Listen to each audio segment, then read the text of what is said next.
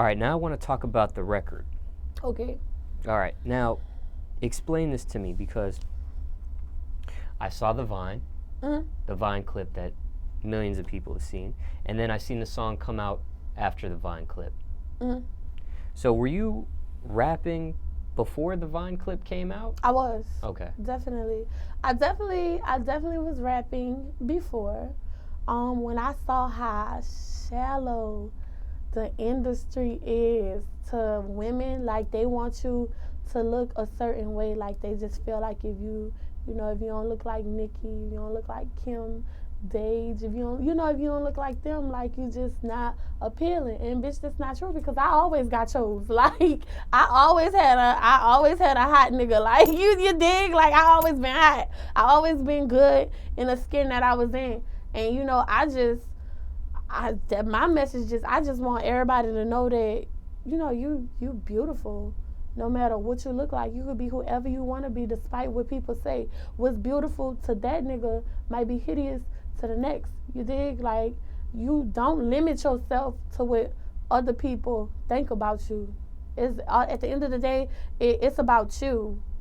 But I definitely was making music before. When I saw how shallow the industry was, I'm not gonna lie, that's very discouraging to feel like, oh, I'm full figure, I'm plus size, they not trying to hear my message. And then I'm also somebody who I don't really partake in rapping about things that I'm not living or that's not around me, So I'm not gonna rap about being some slut or being nasty or doing this and doing that, and that's really not how I'm living. Like, I'm not gonna fake the funk. That's not me. So, I really fell back, like, off of rapping and stuff like that. And my social media career popped off real big. And at the end of the day, it's just like, what's for you is for you. Can't nobody stop what God got for you. Like, and that's really my true belief, because I closed the door and locked the door of me rapping, and God unlocked it and opened it back up like, nah, this is what's for you. So when I saw my opportunity, I took it. My opportunity to be heard was right here. So I let everybody hear me. Which is why, you know what I'm saying, I really don't want to be limited to people. Like, you don't limit me. I feel like if I want to make techno music tomorrow, I could do that, because I could do whatever I want to do. Either you're going to rock with it or you're not, but I'm still going to attempt. I still tried. Now, when you talk about your social media, was it already popping before that Vine clip came out? Yes, okay. Most definitely. I was already Vine famous. If that's so what to call it. I already had hundreds of thousands of followers on Vine and Instagram. Go Best Friend, that's my best friend. I will never take anything from it. It really elevated me to another point in my life. I've met so many beautiful and wonderful people, and I've received so many blessings and opportunities from Go Best Friend, that's my best friend. But what I really don't want anybody to ever think was I didn't have blessings and opportunities before. I always was booked. I've been booked with like different celebrities. I've been booked with different other Instagram comedians and stuff like that. I come from making funny videos, which is why my following, when I do something, they really support me because they have seen me from every aspect. I come from just making skits. I stopped making skits and I started just basically making videos about my everyday life. You know what I'm saying? Like doing story time, telling about stuff that happened in my past. And you know what I'm saying? Making my Instagram about me instead of a character. And people that follow me, they fell in love with me. Which means that if I say I'm opening up a bakery and I'm selling cakes tomorrow and I can't even cook that good, they gonna support me in my dream. You know what I'm saying? So, yeah, that's a blessing. Now, how long was it after that Vine clip of the best friend quote before you made a decision to actually turn it into a record? How long was that time? Go Best Friend, that's my best friend, had probably been out for like a month, 2 months. And then these fantastic people slid in my DMs and was like, well, first of all, it was already so, I'm very business savvy. Like, a lot of companies and A&Rs and stuff, they're very I could actually use the word intimidated, because I'm not your average little Vine chick, little Instagram chick that's bucked over acknowledgement. You know what I'm saying? I'm that person to where if I came out with something, I don't care if nobody ever knew who made it, long as I see all the coins from it. That's me. I want the money. I want the more important thing, something that could benefit me right now. Fame is beneficial, but money, I could do something with this right now. Like, what if this not what I want to do? I could use this money to, what if I want to do hair? I could use the money that I'm seeing from this to open me up a salon. You know what I'm saying? Like, you know, that's me. That's me. So, whose idea was it, I guess, to turn it into a record? Because you said you had stopped rapping. The guys, sorry. I be getting off track sometimes. The guys, they slid into my DMs, like, safe. They slid right in. And it was like, hey, do you know you have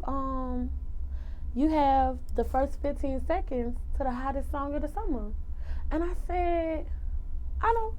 And it was like, well, are you going to do something with it? By this point, I was so guarded and sheltered over my project because so many janky A&Rs, janky producers, janky promoters, everybody's just want a piece.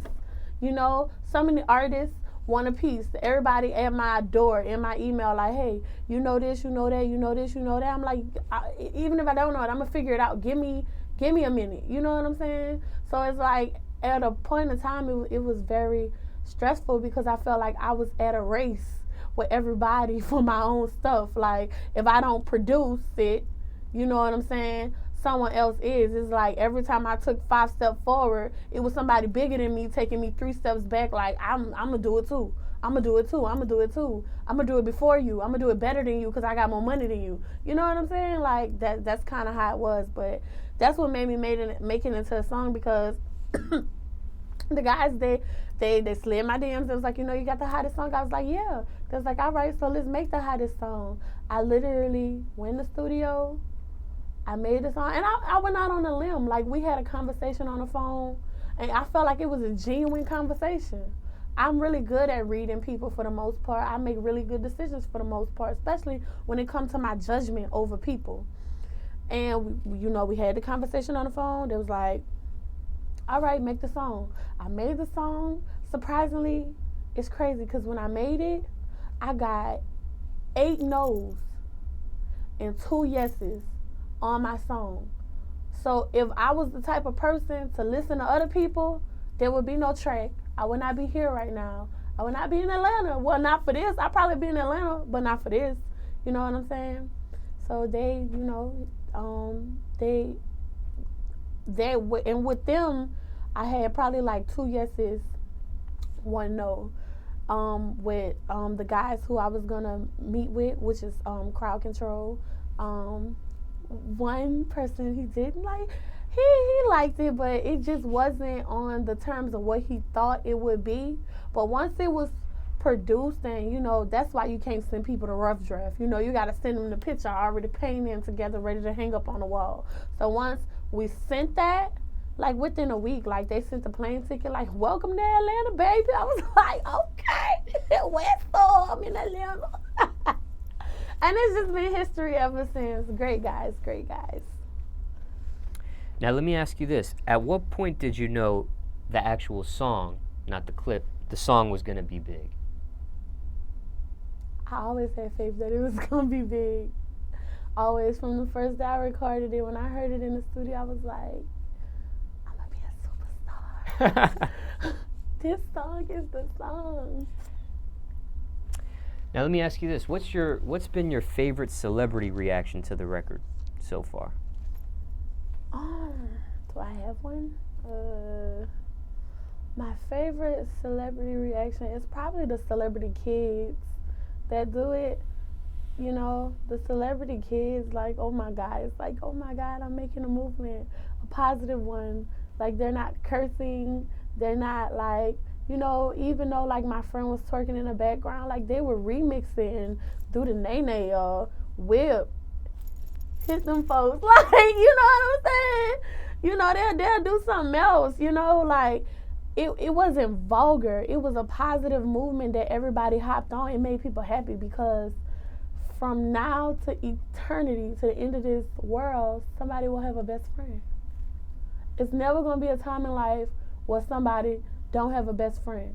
Not saying everybody in the world has a best friend, but it'll never be a time in life that at least one person on this earth does not have a best friend. So it was a real fun movement. Now, what's been the weirdest fan reaction you've seen to the record?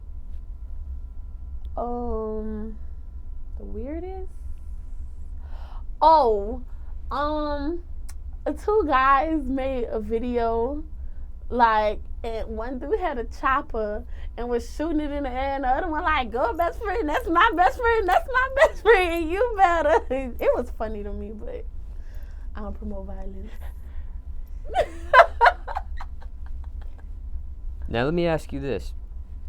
Obviously, I had seen the dispute between you and another rapper over this record. Which one? Young Thug. Okay. Has that been patched up? Has that been worked out, that situation? Has it been patched up? I mean, it's like a situation that's like, it's whatever, you know? I'm neither here nor there with it. It's not that deep. It doesn't matter. Me, would you like me to elaborate on like how I felt about it? Like, was that a question, or did you just want to know? Well, I mean, I had seen how you reacted to it everybody's seen how you reacted to it on social media, so that wasn't my question. But my question was, since that dispute had taken place, like, publicly, you know, Thug had spoken at a radio station, you had spoken on your social media outlet and platform. I just wanted to see, since it's been a few weeks, if there was any patch up of that, or, you know, that was really my question. No, it hasn't been any like patch up, but it was no more words shared either. Like, after he did his interview on with DJ Holiday, hey Holiday, after he did his interview with Holiday, I said what I had to say about that, and then, you know what I'm saying, that was that, you know. I'm out here in Atlanta. I mean, I ran into one of his friends. They were pleasant. So, you know, it's a pleasant situation. It's neither here nor there. I'm not tripping.